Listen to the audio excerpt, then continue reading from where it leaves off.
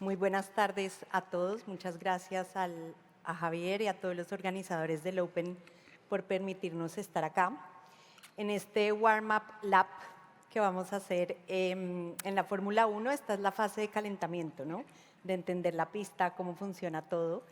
Y en esta oportunidad, entonces, nosotros lo que vamos a hacer en estos 40 minutos es hablar sobre cuál es el estado y la percepción del arbitraje internacional en los estados latinoamericanos.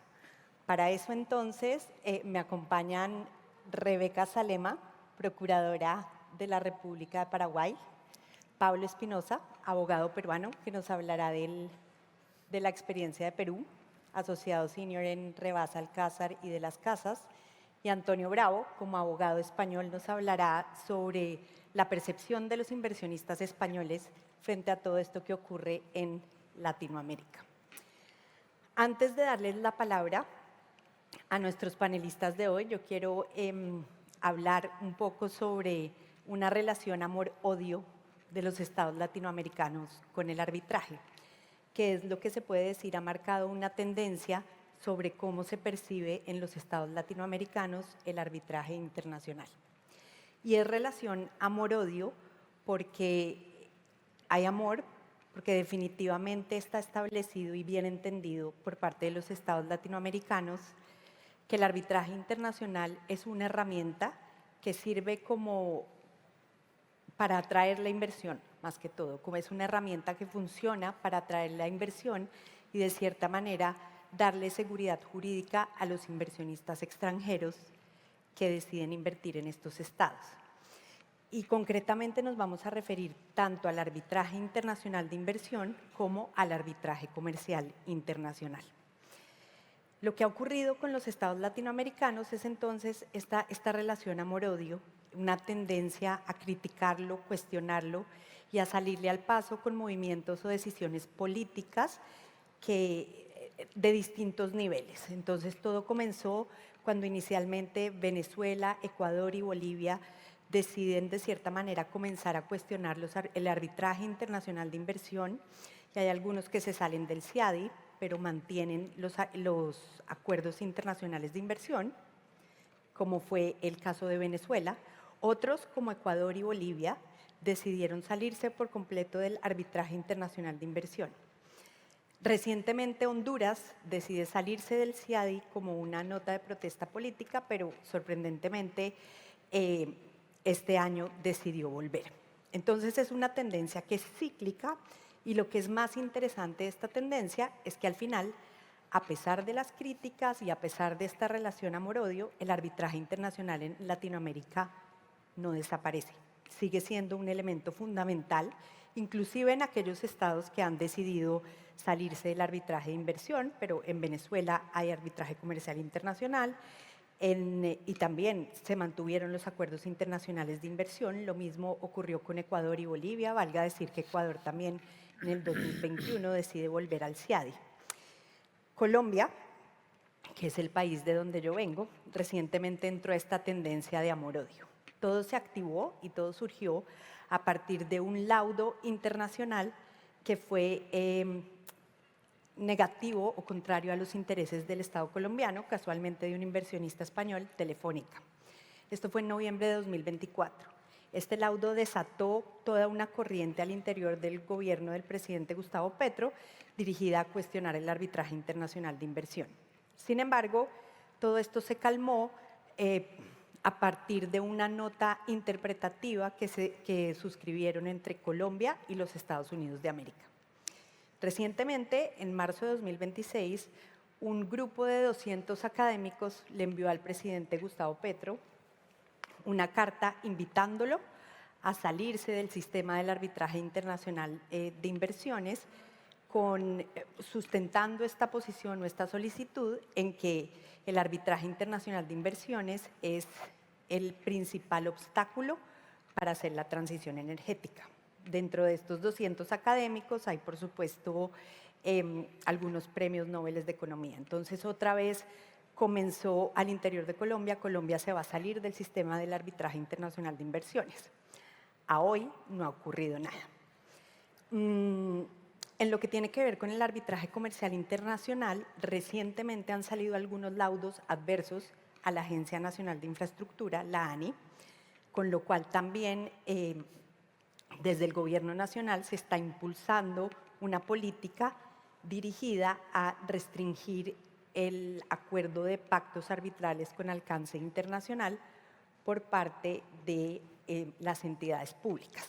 Pero lo que es interesante de esta tendencia amor-odio es que, si bien es cierto, siempre hay críticas y hay declaraciones políticas, el arbitraje internacional, ya sea en su manifestación como arbitraje de inversión o comercial internacional, la verdad es que no desaparece en Latinoamérica. En todos los estados que les he mencionado, hoy en día tenemos arbitraje internacional con intereses estatales. Y por eso entonces en esta mesa queremos aprovechar la presencia de Rebeca y Pablo para que nos cuenten un poco cuál es el estado del arte de Paraguay, comenzando por Paraguay, en relación con el arbitraje internacional. Muchísimas gracias, Ana María, por la genial introducción que hiciste del estado del arte en Latinoamérica. Y para hablar de mi país, que es el Paraguay sí ve con muy buenos ojos el arbitraje como una herramienta para atraer inversiones, para dinamizar la economía. Y recientemente, el 23 de diciembre del 2025, entró en vigencia la nueva ley de arbitraje del Paraguay, que está basada en el modelo UNCITRAL del 2006 y que incluso da como unos candados o unos refuerzos al arbitraje internacional y a los laudos, limitando aún más que lo que ya prevé el artículo 5 de la ley modelo de UNCITRAL, el artículo 9 de la ley paraguaya, por ejemplo, categóricamente dice que cualquier orden judicial que tenga por objeto suspender un proceso arbitral, incluso mediante acciones de amparo, si el juez hace esto, incurre en mal desempeño de las funciones, con lo cual eventualmente podría ser removido. Entonces, menciono este artículo 9 porque es algo que refuerza aún más al arbitraje comparado con la ley modelo UNCITRAL y también con la ley del Perú, ¿verdad? Porque en la ley del Perú se habla de responsabilidad de los jueces, pero en la ley paraguaya incluso se habla de mal desempeño. Y para comentar un poco más acerca de esta ley, tiene sus antecedentes en la ley peruana, la ley suiza y la ley española, y también aprendiendo o estudiando la práctica ha intentado mejorar aún más, y como es una ley que entró en vigencia hace solo 3 meses, yo pienso que es hoy día la más moderna, me animaría a decirlo. Y también lo que puedo decir es que el gobierno en sus comunicaciones también, al presentar el proyecto de esta ley que fue presentada por el Poder Ejecutivo, ha visto el arbitraje también como una manera de mejorar el gasto público y de descomprimir el Poder Judicial. Entonces ya no todas las disputas deberían ir al Poder Judicial, y también han mencionado en este proyecto de ley que el arbitraje dejó de ser un mecanismo alternativo de disputas para ser el principal mecanismo de disputas, de resolución de disputas en el ámbito privado. Entonces, con todo esto, yo creería que al Paraguay sí le gusta mucho el arbitraje. Muy bien, muchas gracias. Pablo, acá hemos escuchado en distintos paneles que en realidad la relación del Perú con el arbitraje parece ser de solo amor. Es la verdad una decisión de política pública que resulta ser estructural, es estructural para la atracción de la inversión. Cuéntanos un poco qué medidas han sido adoptadas en el Perú para legitimar el arbitraje y en general cuál es la percepción del arbitraje en Perú. Muchas gracias, Ana María. Bueno, sí, efectivamente, creo que tú lo resumiste bastante bien. El tema del arbitraje de inversión es básicamente como una comunicación a los inversores de este país es coherente en su política frente a las inversiones, nosotros vamos a cumplir. Es como que una carrera de largo aliento que nosotros hemos iniciado en 1993. Sí, o sea, es cuando nosotros tenemos la nueva Constitución, y en la nueva Constitución lo que se hace es incluir el arbitraje como un medio de solución de controversias, independientemente de, en verdad, de cualquier debate sobre la naturaleza jurídica del arbitraje, si es jurisdicción o no. Lo cierto es que en la Constitución Política del Perú se establece que hay árbitros que conocen casos, que resuelven casos y dan soluciones definitivas, y eso tiene protección constitucional. Además, se autorizaba al Estado para ser parte de arbitrajes nacionales e internacionales. Entonces, ahí tenemos un gran punto de partida para lo que luego va a ser toda la estructura del modelo peruano. Entonces, muy temprano, es más, en el mismo 93 es que Perú ratifica el CIADI, ¿no? Como para que veamos que es un inicio voluntario, digamos, no fue de casualidad que se agregó el arbitraje en la Constitución. Y luego de ello, nosotros consistentemente, el Perú, digamos, consistentemente ha venido dando cada vez mayores medidas para que el arbitraje se fortalezca. Entonces, como te decía, en el 93 la Constitución, luego en el 2008 nosotros adoptamos una nueva ley de arbitraje con el modelo UNCITRAL, con las actualizaciones del 2006, que es la que ahora está tomando y mejorando Paraguay, que básicamente, bueno, dice cosas que ahorita, digamos, son comunes, que nadie discutiría, pero que en su momento había cierta fricción, ¿no? Por ejemplo, te dice, ninguna autoridad se puede ponerle trabas al arbitraje. Es decir, no puede haber interferencia judicial, no puede haber interferencia administrativa. Lo único que va a pasar es que tú puedes cuestionar un laudo cuando el arbitraje acabe y a través de un proceso específico que es el recurso de anulación. Y este recurso de anulación solamente va a poder analizar temas formales y no temas de fondo. Entonces le da una protección que antes no tenía. Entonces nuevamente se refuerza el arbitraje. Otro punto adicional es que en el Perú, creo que como ya la mayoría debe saber, desde el 97 se hizo obligatorio que todos los contratos con el Estado tengan cláusula arbitral, con lo cual, o sea, ya estamos hablando 29 años de una cultura arbitral del Estado, lo cual ha hecho que todo dentro de ese profesionalice se le tenga cierta, o sea, una legitimación que ha venido dado con los años, ¿verdad?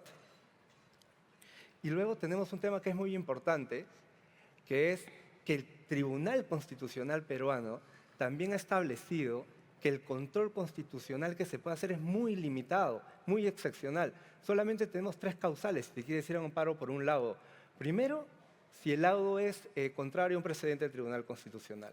Después, si hay un tercero que no es parte del arbitraje, pero que ve sus derechos constitucionales afectados. Y tercero, si hay un control difuso sobre alguna norma que ya ha sido declarada constitucional por el tribunal. Entonces vamos viendo que todos los actores más o menos se alinean para fortalecer el arbitraje. ¿No? Es una política que en verdad hemos adoptado como Estado, que es bastante coherente. Y diría ya en esta parte, como para redondearlo, el Perú tiene una política de pago de los laudos arbitrales. Es decir, cada vez que tenemos un arbitraje de inversión, al inicio el Perú le fue muy bien, ganó muchos laudos, tenía muchos arbitrajes favorables, pero de un tiempo a esta parte ha venido recibiendo arbitrajes negativos. Y el Perú no ha dejado de cumplir cuando ha tenido un arbitraje negativo. Creo que lo máximo que pasó el año pasado, creo que es un caso bastante conocido, que Conturhuasi, que tenía un laudo contra Perú, Perú no había pagado lo que el laudo había ordenado. Entonces, en abril del año pasado, lo que hace Conturhuasi es ir a las Cortes norteamericanas para iniciar un proceso de ejecución del laudo contra Perú. En diciembre del año pasado, a Perú se le declara en default en ese arbitraje. Entonces uno podría decir, una bandera roja, pero ¿qué hace el Perú? Al mes siguiente, en enero, paga el arbitraje, paga el laudo. Entonces es consistente Perú con querer mostrarse afuera como un buen escenario para las inversiones nacionales. Incluso ahorita hay un par de procesos más también en cortes norteamericanas que seguramente cuando salga la decisión, si no es favorable para Perú, también serán pagadas. Y esto que, digamos, esto creo que es lo que me parece más relevante y es llamativo, ¿no? También creo que hasta a veces se usa como meme esto de que Perú tiene muchos presidentes, cada vez que alguien ve las noticias hay un nuevo presidente peruano, y es que, verdad, el próximo año vamos a elegir, bueno, perdón, el próximo mes vamos a elegir a nuestro 9º presidente en 10 años. Uf, O sea, pero a lo largo de todos estos 9 presidentes, son de todos los colores políticos, de todos los colores. Ninguno solo ha dicho no hay que cumplir. Ninguno solo ha dicho me voy a retirar del CIADE. Para nada. Más bien, consistentemente todos han mantenido esa buena visión o esa relación de amor, como dices tú, con el arbitraje de inversión. Y eso ha tenido, digamos, una buena respuesta también a nivel de inversiones, porque el Perú en el 2024 cerró como uno de los países que acogió mayor inversión dentro de Latinoamérica. Entonces, Perú ha dado un mensaje bastante claro a lo largo de estos 30 años de una política consistente para cumplir los arbitrajes internacionales y pese a todos sus problemas políticos, puede ver que hay frutos de haber mantenido esa política, que creo que Paraguay está haciendo muy bien ahora en iniciarla en 2025 porque es algo que hay que mantener en el tiempo para que la relación realmente sea consistente, ¿no? Muchas gracias, Pablo, por todo eso que nos cuentas. Realmente esas señales positivas que el Perú envía a los inversionistas con el respeto por el arbitraje internacional como método alternativo de solución de conflictos y al convertirlo en una de esas herramientas para atracción de inversión, se ve muy bien acompañada de las cifras de inversión que tiene Perú, ¿no? y las cifras de crecimiento de la inversión, porque mucho se dice, y sobre todo estos 200 académicos que firman la carta a la que me referí hace un rato, el argumento central es que no existen estudios que permitan indicar o concluir que el arbitraje internacional es un factor determinante para tomar la decisión de invertir. Es verdad que no existen estudios empíricos, que hay muchísimas consideraciones que tienen los inversionistas al momento de tomar la decisión de entrar a un país, pero yo pienso que la experiencia del Perú y el arbitraje internacional como una de esas señales que se le envían al mercado como símbolo de respeto a la inversión es muy diciente. Cuéntanos, Antonio, ¿cómo perciben los inversionistas españoles a partir de tu experiencia asesorando inversionistas españoles con intereses en Latinoamérica? ¿Cómo perciben el arbitraje internacional y también cómo se reciben estas tendencias, estas críticas al sistema? Vale. Bueno, muchas gracias, Ana María. Antes de contestar a tu pregunta, me vas a dejar que felicite otro año más a todos los miembros de la organización del Open, a Sonia, a Pello y por supuesto, a Íscar, a Javier Íscar, por esta excelente organización y por este excelente evento. Para responder a tu pregunta voy a volver a tu presentación, cuando decías que la relación de Latinoamérica con el arbitraje es una relación de amor-odio. Pues yo diría que la relación o la percepción del arbitraje por parte de los inversores españoles allá por Latinoamérica es también muy parecida, de una sensación de amor y odio. Vamos a ver, España es un país inversor en Latinoamérica. Creo recordar, si no me equivoco, que España es el segundo país en inversiones por número y por relevancia en toda Latinoamérica. Las principales empresas españolas, y ya no tanto las principales empresas españolas, sino las pymes también, invierten de manera muy considerable y muy ostensible en toda Latinoamérica. En realidad, realmente hay empresas españolas que invierten en todos los sectores relevantes, desde concesiones, infraestructura, construcción, banca, servicios, telecomunicaciones, etcétera, etcétera. Y en este contexto, las empresas españolas, cuando acuden a invertir o a arriesgar su dinero en Latinoamérica, lo que buscan es un entorno seguro y un entorno fiable para resolver las controversias en el caso de que surjan, porque es muy normal que surjan cuando se hacen unas inversiones tan importantes y tan poderosas. Y en este contexto, el arbitraje es el método ideal para la resolución de esas controversias. En primer lugar, porque es un sistema o un procedimiento para la resolución de controversias neutral e independiente del Poder Judicial, que muchas veces está controlado por el Estado, y en los casos en donde tu contraparte sea una empresa estatal, pues el inversor quiere gozar de ese privilegio de la neutralidad y la independencia. En segundo lugar, porque el laudo arbitral tiene un marco ejecutable, con un sistema más garantista que las sentencias judiciales. Acabamos de oír a Pablo decir que en el Perú tarde o temprano se acaban cumpliendo con los laudos, lo cual es una garantía, ¿no?, de que si por lo menos te embarcas en ese proyecto tan largo y tan costoso que es un arbitraje, pues al menos que al final merezca la pena. Y luego el inversor español también lo que quiere es resolver lo antes posible su controversia y volver a lo que es su negocio habitual, ¿no? Y entonces el arbitraje pues le ofrece unas garantías de la resolución satisfactoria de la controversia en un determinado plazo de tiempo, un plazo de tiempo más o menos razonable. Esa es la parte del amor que digo de la relación del inversor español con el arbitraje en Latinoamérica. Pero junto con ese apartado también está la relación odio, que es, yo no conozco a ninguna empresa, ningún inversor español o de donde sea que le guste el arbitraje.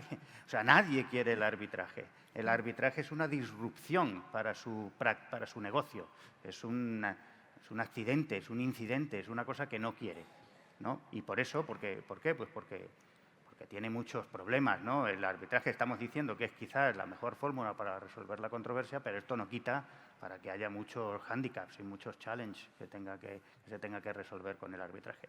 Por eso digo que la relación del inversor español con el arbitraje en Latinoamérica es una relación de amor y odio. Y todas estas tendencias que he venido escuchando, tanto de Paraguay como de Perú, pues refuerzan el interés del inversor español o la apuesta del inversor español por el mundo del arbitraje en Latinoamérica. Porque todo lo que sirva para consolidar el arbitraje como instrumento para la resolución de las controversias, pues le viene en agrado. Lo que tú contabas antes de Colombia y ese movimiento quizá político en el sentido de cuestionar el arbitraje de inversión, pues se observa con escepticismo y con cautela, porque por mucho que se diga, luego en la práctica Colombia se sigue habiendo y defendiéndose poderosamente en cuanto a los arbitrajes de inversión que se le plantean. Por lo tanto, en resumen, poniendo todo en una balanza, yo creo que el inversor español sigue apostando por el arbitraje decididamente en Latinoamérica y sigue confiando ciegamente en el arbitraje para resolver su controversia. Vamos a pasar entonces ahora a una posición crítica, porque estas tendencias puede que tengan algún sustento y yo creo que siempre es bueno que aprovechemos estos espacios para ser honestos y hacer reflexiones dirigidas a mejorar y sobre todo proteger la legitimidad del arbitraje internacional. Y qué mejor que entrar en los cuestionamientos. En ocasiones se ha visto que, o se dice mucho, que el arbitraje internacional permite el relitigio de las mismas causas y es una de las críticas que tiene este mecanismo. Cuéntanos un poco cómo se percibe o cuál ha sido la experiencia de Paraguay con la misma causa litigada en múltiples foros y si es que cuáles medidas han sido adoptadas por Paraguay para hacerle frente a estas circunstancias. Gracias, Ana María, por la pregunta. Paraguay principalmente ha tenido siempre arbitrajes comerciales. A la fecha la mayoría de los que tiene son arbitrajes comerciales y arbitrajes de inversiones solo ha tenido 4. Uno actualmente está en trámite y 3 ya han terminado. Entonces, lo que puedo decir del arbitraje como algo crítico desde el punto de vista del Estado es que a veces los costos son mucho más elevados de que si la disputa se resolviera a través del Poder Judicial y también que muchas veces los tribunales tardan años en dictar los laudos, con lo cual se pierde la gracia del arbitraje que debería ser más rápido y más efectivo. Y lo que vos mencionás de relitigio, yo pienso que puede tener sus riesgos como un doble recupero o como una contradicción de decisiones de los tribunales a los que podamos referirnos, ¿verdad? Yo pienso que sí, que esos podrían ser algunos riesgos. Muy bien. Pablo, hablemos de las dificultades prácticas de iniciar arbitrajes en contra de entidades estatales peruanas o el mismo Estado peruano. ¿Qué dificultades se experimentan? Actualmente creería que una de las mayores dificultades es que el Estado no siempre actúa de manera coherente o consecuente, ¿no? Digamos, algo que nos ha pasado es que tú tienes un arbitraje discutiendo, por decir, si una obligación es de cargo del inversionista, del consorcio, digamos, o del Estado, ¿no? Entonces estás discutiendo esa en un arbitraje. Paralelamente, como esa obligación puede dar lugar a algunas responsabilidades administrativas, mientras tú lo estás arbitrando, puedes tener entidades administrativas distintas de las que estás demandando que te inician procedimientos administrativos sancionadores, diciendo que deberías haber cumplido esa obligación. Entonces, el Estado no actúa directamente como una unidad en estos casos. Entonces, eso se puede percibir por los privados como que el Estado me ataca por todos lados, digamos, ¿no? Son distintas entidades que de manera incomunicada van por un mismo objeto, por decirlo de otra manera. Evidentemente, acá hay mucho para el debate, para ver si el Estado debería comportarse de manera uniforme y solamente litigar ese tema en el arbitraje y el otro dejarlo en suspenso, o si efectivamente cada entidad del Estado tiene competencia para ver esos temas independientemente del arbitraje. Eso da lugar al debate, pero de hecho es una problemática porque genera mayores costos, mayores dificultades. Después, otra problemática que no se da en el arbitraje de inversión, sino más en el local, creo que refuerza también cómo Perú apuesta por el arbitraje de inversión, y es que el recuperar, o sea, ejecutar un laudo, no un laudo de inversión, sino un laudo local, es muy difícil. Si hablamos en tiempo, te puede tomar el doble o el triple del tiempo que te tomó obtener el laudo. Entonces eso es mucho tiempo y suena medio contraintuitivo. Es una paradoja un poco acá. El arbitraje internacional de inversiones, el Perú lo cumple siempre y dentro de plazos razonables. El arbitraje local, en cambio, tiene un trato diferenciado, ¿no? Entonces creo que un problema de coherencia en la actitud del Estado es la mayor dificultad que podemos tener. Ya, muy bien. Antonio, ¿cuáles son esos principales retos o problemas a los que se enfrenta un inversionista español con intereses en Latinoamérica cuando tiene que iniciar un arbitraje internacional, ya sea de inversión o comercial? ¿Y qué consejos le darías, en tu experiencia, a inversionistas españoles con intereses en Latinoamérica para enfrentarse a potenciales arbitrajes internacionales? Gracias, Ana María. Yo creo que los problemas que se encuentra el inversionista español cuando se enfrenta a un arbitraje allá en Latinoamérica son los mismos problemas que se encuentran en cualquier problema, porque tengo la sensación de que los problemas del arbitraje, tanto aquí como allí, son los mismos o parecidos. El primer, bueno, todos lo sabemos, el coste, muchas veces, y ya lo decía Rebeca, que el coste de los arbitrajes hay veces que es un poco excesivo, el tiempo, la duración, luego los problemas de ejecución que estaba mencionando Pablo, a la hora de hacer efectivo el resultado del laudo arbitral. Si bien es cierto que con la particularidad en relación con Latinoamérica, que bueno, pues estás enfrentándote a un arbitraje en un territorio inexplorado para ti, ¿no? Sobre todo si es la primera oportunidad o el primer arbitraje que tienes. Yo creo que hay dos cuestiones también a tener en cuenta, tanto una en relación con el arbitraje comercial y otras en relación con el arbitraje de inversión. En relación con el arbitraje comercial, es importante tener en cuenta dónde se celebra ese arbitraje, la sede y la cláusula arbitral o la corte arbitral en donde en particular se esté celebrando el arbitraje también es muy relevante, ¿no?, a la hora de resolverlo. Hoy en día, gracias a Dios, hay en Latinoamérica cortes arbitrales muy serias, muy prestigiosas y muy reputadas, donde se pueden tramitar los arbitrajes con todo tipo de solvencia. Aparte que la comunidad arbitral en Latinoamérica también es muy madura. Hay unos árbitros y unos counsels perfectamente habituados a la hora de llevar el arbitraje. El arbitraje de inversión es mucho más complejo. Las complejidades a las que se enfrentaría el inversor español son distintas.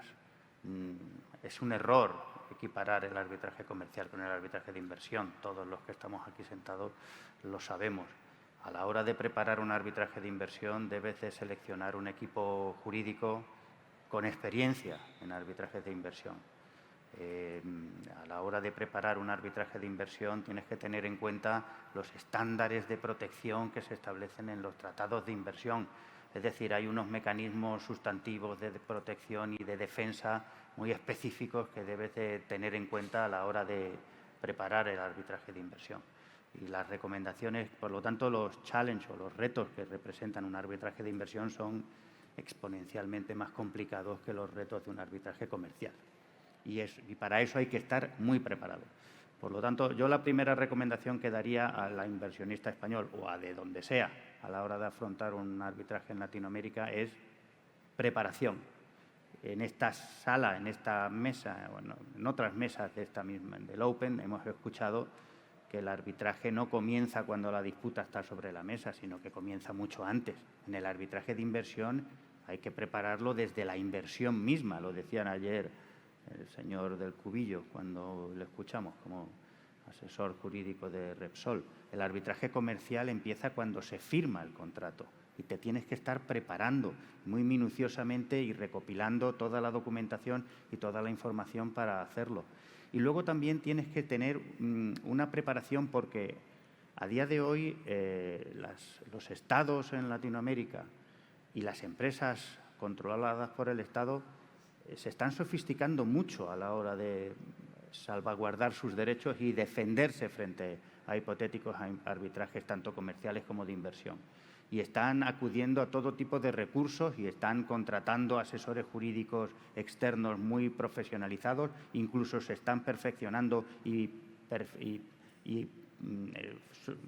consolidando sus estudios internamente, como está haciendo, por ejemplo, la Procuraduría de Paraguay. Es decir, que a la hora de plantear un arbitraje tanto contra un Estado como contra una sociedad controlada por el Estado, tienes que estar muy preparado porque sabes que vas a tener una defensa muy sólida y muy robusta.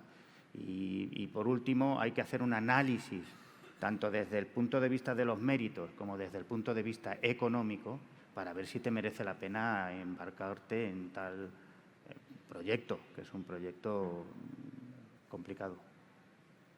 Muy bien, muchas gracias. Yo creo que después de haberlos escuchado atentamente, creo que podemos concluir que incluso a pesar de esta tendencia de rechazo hacia el arbitraje internacional, la realidad es que en absolutamente todos los estados, incluyendo Colombia, que valga la aclaración, más allá de estas declaraciones políticas, no ha ocurrido nada frente al arbitraje internacional de inversión y frente al arbitraje comercial internacional de entidades públicas. Quieren restringir la suscripción del pacto arbitral con alcance internacional, pero no prohibirla del todo. Dicen que si se requiere para proyectos específicos, es permitido, se podrá obtener autorización de la Secretaría Jurídica de Presidencia. Así es que creo que lo que hemos escuchado acá nos permite concluir que el arbitraje internacional en Latinoamérica es muy importante, se utiliza como señal y herramienta para la atracción de la inversión extranjera y la verdad es que casi todos los estados latinoamericanos están dando pasos para fortalecerlo, como es el caso de Paraguay. Así que tenemos arbitraje internacional en Latinoamérica, tengamos en cuenta los retos para cuidarlo y protegerlo. Muchas gracias. Gracias.